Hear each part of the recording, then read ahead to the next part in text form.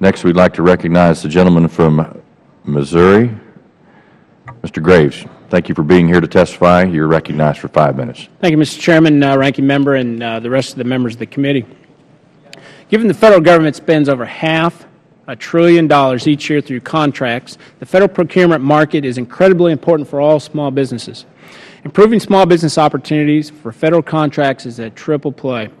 Small businesses win more contracts, workers win as the small business creates jobs, and taxpayers win because the small business brings competition, innovation, and lower prices that saves the government money and improves the health of the industrial base.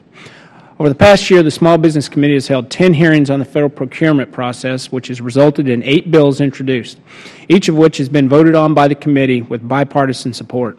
The package of reforms has been supported by over 20 trade associations, including the National Defense Industrial Association, the Association of General Contractors, Chamber of Commerce, the Financial Services Roundtable, the Minority Business Roundtable, and Women Impacting Public Policy, and a lot, or many, many others.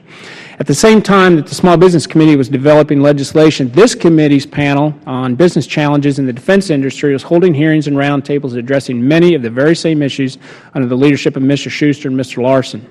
I was pleased to be a part of those roundtables with Mr. West and Mr. Shuster. The panel's final report, issued just last month, and the legislation marked up by the Small Business Committee complement each other and reflect a common understanding of issues facing small business participation in the industrial base.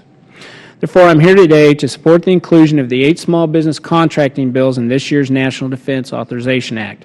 As I discussed in detail in my written statement, each of these bills ties to the panel's report, including raising the government-wide small business contracting goal from 23 to 25%, increasing the level of responsibility for small business advocates embedded within each federal agency, addressing fraud and abuse and eliminating the deceptive practice of pass-throughs, improving mentor-protege programs and the size standard review process, and lastly, addressing unjustified contract bundling. Each of the bills received bipartisan support in the committee. Each supports the intentions, if not specific recommendations, of the panel report produced by this committee. And most importantly, each bill provides more opportunity to small businesses to create jobs at a price that is in the best interest of the taxpayers. I'm very pleased our 2 committees were able to work cooperatively, and I hope that this language can be incorporated in this year's National Defense Authorization. And with that, Mr. Chairman, I yield back.